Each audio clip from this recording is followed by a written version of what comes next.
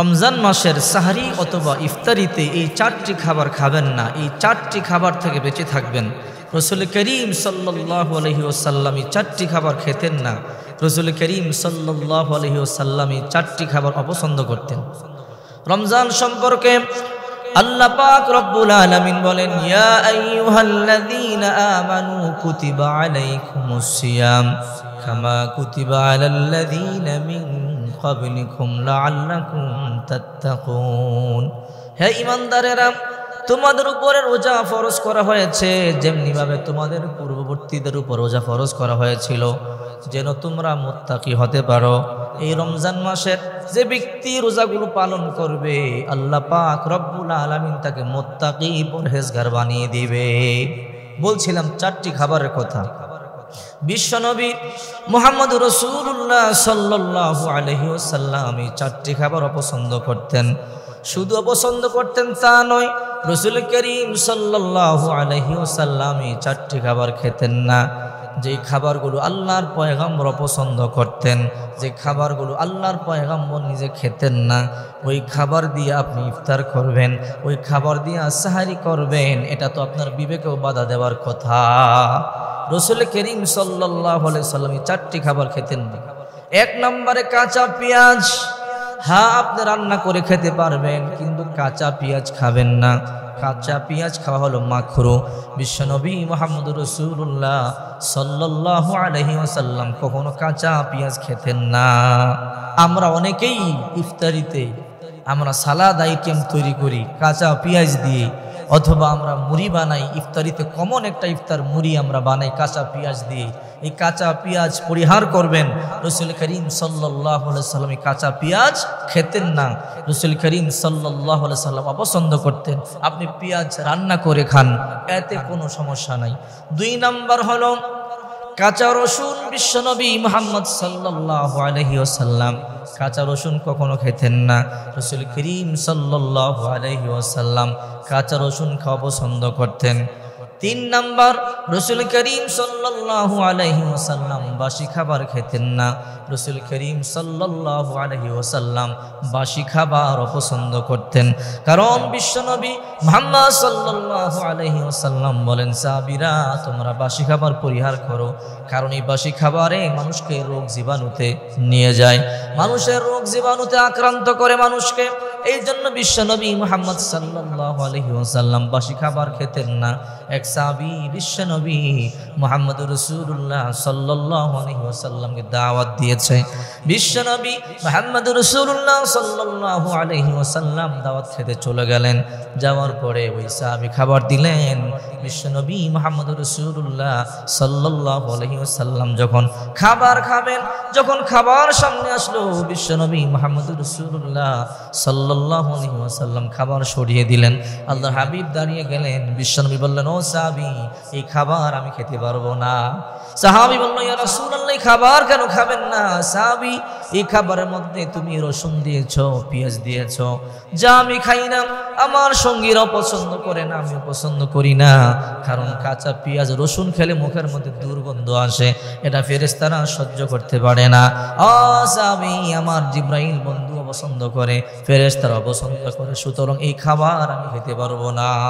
রাসূলুল্লাহ সাল্লাল্লাহু আলাইহি ওয়াসাল্লাম রসুন পেঁয়াজ মিশ্রিত খাবার খেলেন না। তো আপনারা খাবেন, রান্না করে খাবেন, রান্না করলে দুর্গন্ধ চলে যায়। কাঁচা পেঁয়াজ খাবেন না। আপনি ইফতার করবেন, সারাদিন কষ্ট করে রোজা রাখলেন, আর মাকরুহ খাবার দিয়ে আপনি ইফতার করলেন, এটা হতে পারে না। এই জন্য সাবধান, ইফতারিতে আপনি কাঁচা পেঁয়াজ ব্যবহার করবেন না। এরপরে দুই নাম্বার, কাঁচা রসুন খাবেন না। তিন নাম্বার, বাসি খাবার খাবেন না। চার নাম্বার, একেবারে গরম খাবার আপনি খাবেন না।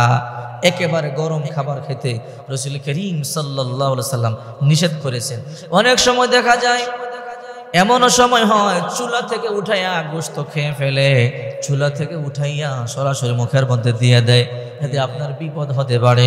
এই জন্য বিশ্বনবী মুহাম্মদ রাসূলুল্লাহ সাল্লাল্লাহু আলাইহি ওয়াসাল্লাম নিষেধ করেছেন, ইফতারের সময় যদি একেবারে ইফতারের সন্নিকট হয় আর খাদ্য রান্না বান্না চলে, ওই একেবারে গরম খাবার আপনি খাবেন না, একটু ঠান্ডা করে খাবেন। বিশ্বনবী মুহাম্মদ সাল্লাল্লাহু আলাইহি ওয়াসাল্লাম এই খাবার ঠান্ডা করে খাওয়া পছন্দ করতেন। একেবারে গরম খেলে আপনার খাদ্যনালী পুড়ে যেতে পারে, আপনার বিপদ আসতে পারে। রাসূল করিম সাল্লাল্লাহু আলাইহি সাল্লামকে আল্লাহ এত জ্ঞান দিয়েছিলেন, রসুলের হাদিসগুলো এখন রিচার্জ করে করে বেঈমানরা কালিমা পড়তেছে, বেঈমানরা ঈমান গ্রহণ করতেছে। আপনি শুনলে আশ্চর্য হবেন, জার্মানের একজন বিজ্ঞানী সকালবেলা মর্নিং ওয়াকিং করতেছেন, এক্সারসাইজ করতেছেন, একটা ছোট্ট কাগজের টুকরা পেলেন। এই কাগজের টুকরার মধ্যে একটা আরবি লেখা। উনি তো আরবি ভাষা বুঝেন না, ওনার দেশের ভাষায় ট্রান্সলেশন করা আছে। তারপর উনি পড়লেন রাসূল করিম সাল্লাল্লাহু আলাইহি ওয়াসাল্লামের একটা হাদিস। হাদিসটা হলো, ইযা ওয়ালাগাল কালবু ফি ইনাই ফাগসিলুহু সাবআ মাররাত আস-সাবিআতু বিত-তুরাব। যখন তোমাদের কোনো পাত্রে অথবা খাদ্য দ্রব্যে কুকুর লেহন করবে, মুখ দিবে, তখন তোমরা ভালো করে দৌত করবে 7 বার। আর আস-সাবিআতু বিত-তুরাব 7বার মাটি দিয়ে দৌত করবে। ওই বিজ্ঞানী হাসা শুরু করে দিল, মস্কারা শুরু করে দিল। আধুনিক যুগ, সাবানের অভাব নাই, সোপের অভাব নাই, স্যানিটাইজেশন করবার জন্য উপকরণের কোনো অভাব নাই। ওই বিজ্ঞানী মনে মনে ভাবে, এই মূর্খ কথা কে বললো মাটি দিয়ে দৌত করতে হবে। ওই বিজ্ঞানী বাড়িতে চলে গেল, বাড়ি থেকে কুকুরকে খাবার দিল। ওই পাত্র পরীক্ষা করে দেখে ওই পাত্রের মধ্যে লক্ষ কোটি কোটি শক্ত জীবাণু ভরে গেছে। ওই বিজ্ঞানী অবাক হয়ে গেল, হারে আমি বুঝতে পারি না কোন সে মুহাম্মদ, কে লিখেছে এত সুন্দর কথা। এরপর ওই বিজ্ঞানী 7 বার দৌত করলেন। যখন দৌত করে জীবাণু যায় না, জীবাণু রিমুভ হয় না। যিনি 7বার মাটি দিয়ে দৌত করলেন, মুহূর্তের মধ্যে জীবাণু রিমুভ হয়ে গেল। ওই বিজ্ঞানী বলে, কোন সে মুহাম্মদ এত জ্ঞান রাখে, আমি আর দেরি করব না, কালিমা পড়ে মুসলমান হয়ে যাব। লা ইলাহা ইল্লাল্লাহু মুহাম্মাদুর রাসূলুল্লাহ সাল্লাল্লাহু আলাইহি ওয়াসাল্লাম কালিমা পড়লেন, মুসলমান হয়ে গেলেন। সুবহানাল্লাহ। এই জন্য বলতেছিলাম, আল্লাহ রসুলের প্রতিটা সুন্নাত আমাদের জন্য কল্যাণকর, রসুলের প্রতিটা সুন্নাত আমাদের জন্য অ্যান্টিবায়োটিক, রসুলের প্রতিটা সুন্নাত আমাদের জন্য স্বাস্থ্যকর। যদি আল্লাহর পয়গম্বরের সুন্নাতগুলো মানতে পারে, জীবন পরিবর্তন হয়ে যাবে, ভাগ্য খুলে যাবে, আল্লাহ তাআলা আমাদের জীবনকে পরিবর্তন করে দেবে। এই জন্য আসুন এই রমজান মাসে আমরা ইফতার করব, হালাল খাদ্য দিয়ে ইফতার করব। আমরা ইফতার করব রাসূল করিম সাল্লাল্লাহু আলাইহি সাল্লামের সুন্নাহ মোতাবেক। রাসূল করিম সাল্লাল্লাহু আলাইহি সাল্লাম ইফতারিতে খেজুর রাখতেন, অবশ্যই আপনি ইফতারিতে খেজুর রাখবেন। রাসূল করিম সাল্লাল্লাহু আলাইহি সাল্লাম খেজুর দিয়ে মুখ খুলতেন, ইফতার করতেন। এটা রাসূল করিম সাল্লাল্লাহু আলাইহি সাল্লামের সুন্নাহ।